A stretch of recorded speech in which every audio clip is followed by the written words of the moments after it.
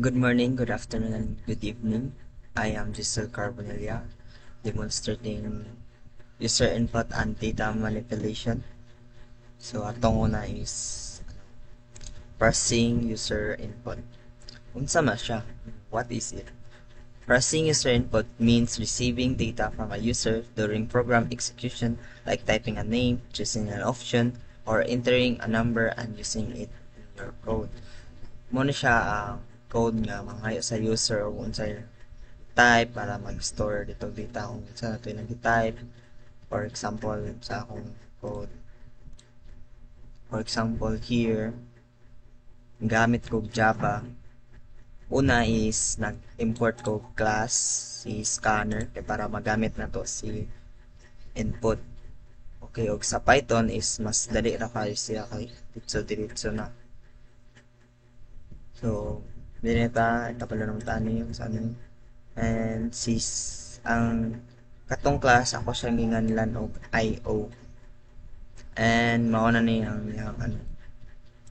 Ako siya ang data type niya is string ra para string ra ang utang or ano niya. So is nag-print ko text and mao ni user input. Maghulat ni siya kung unsay gi-type sa user nga mga string na mga character. Example, ra na to.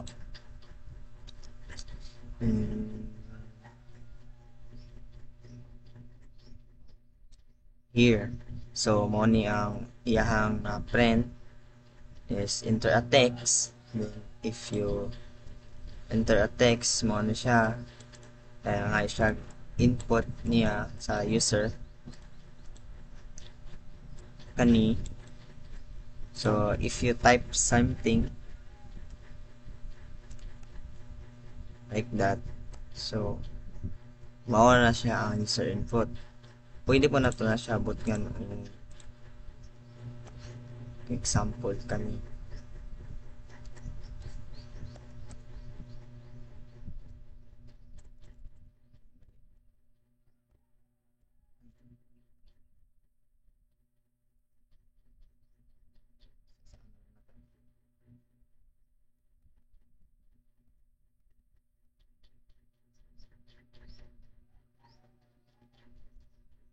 You type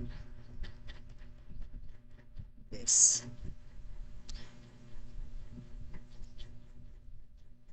Last na to user. And semicolon. Nakalimutan kaya Java man yun. So, if mag-type of text,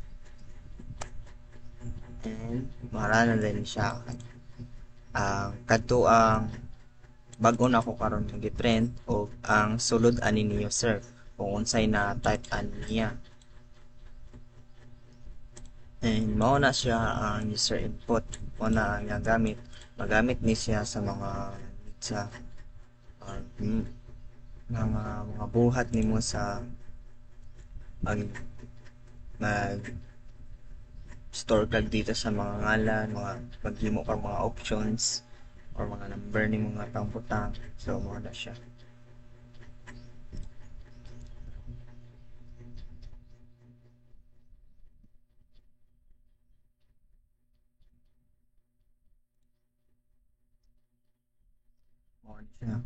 So next is basic data manipulation.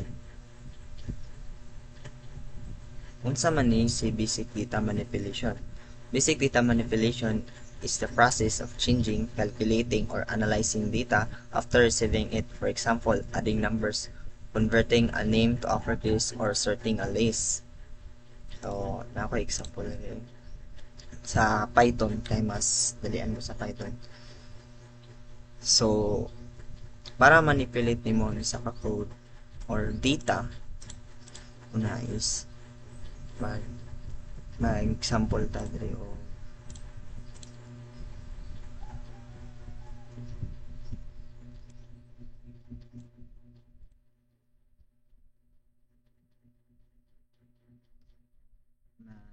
manipulate ka about parihaan ni kani nagamit po ni siya og user input kani siya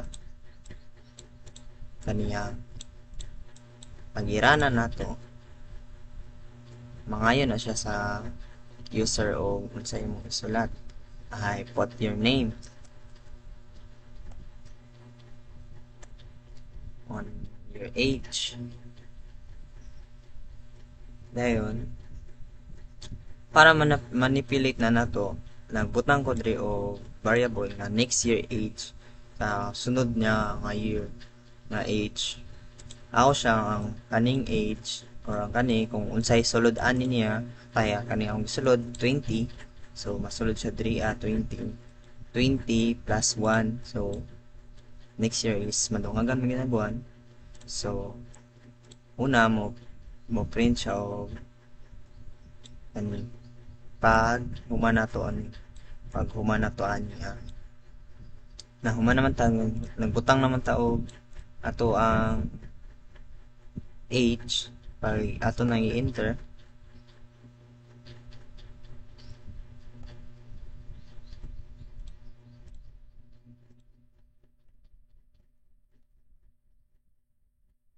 pag ato nang i-enter is kani ang mugawas ani una sunod ni and then itong you are dayon katong sulod ato ang kani siya wala pa nato ni gikuha wa pa nato giplasan ang kanisa ang sulod atong gi-input nato diri sa age sunod nagprint po ta og next year you will be ang kato na dayon kani ang age nga pila to'y sulod ani o plus 1 na nato para sa pag print na ani is plus 1 na siya so 21 na okay 21 naman sa sunod next year or this year so pareha na and that's it for basic data manipulation and pareha rin po na itong sa DRIA nagbutang ko kanina sa nagmanipulate po ko ag kani integer na dapat integer ang input sa kaniya kay murata balik if dili integer or mga integers string atong ibutang bawa 20 is dili siya muran o dayon diri na declare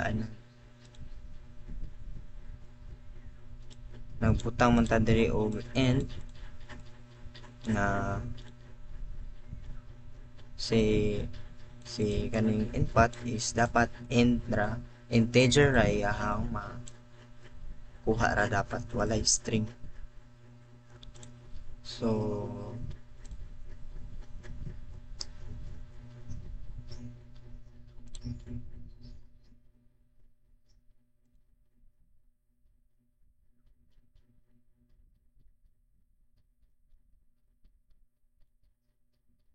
next is unsa may mga gamit ana nila duha si processing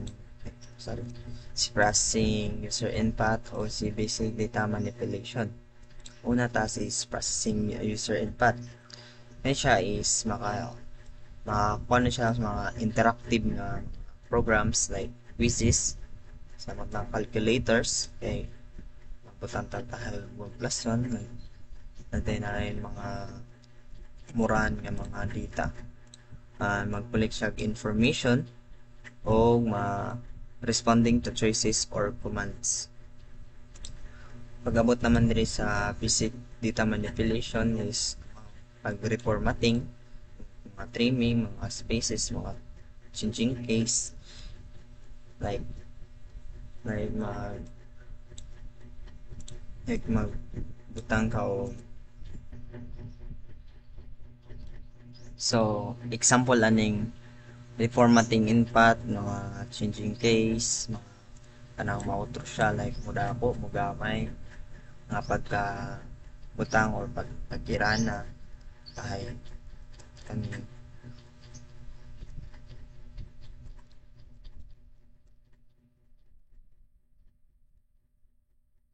but nga na siya mag-upper para ang kaning gamay na hello is pag-irana mudako na siya rato pag kani is but nga na nimo siya o upper or i-manipulate na nimo siya na mahimo siya o dako is maingan nimo siya. So example din ako itong lower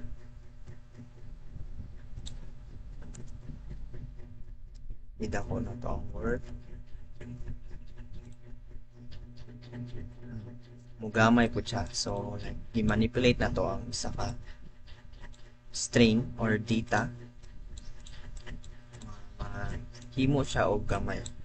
So, mo na siya ang pinaka-basic yun sa data manipulation. Next is summarizing data, total average, totals, average, preparing data for displays or further use, making decision based on user input. So, prehatong hindi niya nga nag-base sa mga user input.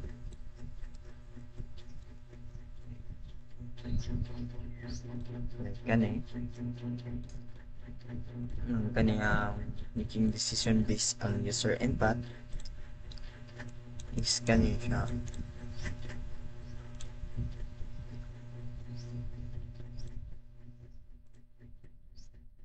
So that's all for data manipulation and processing user input. Thank you, and I hope you learned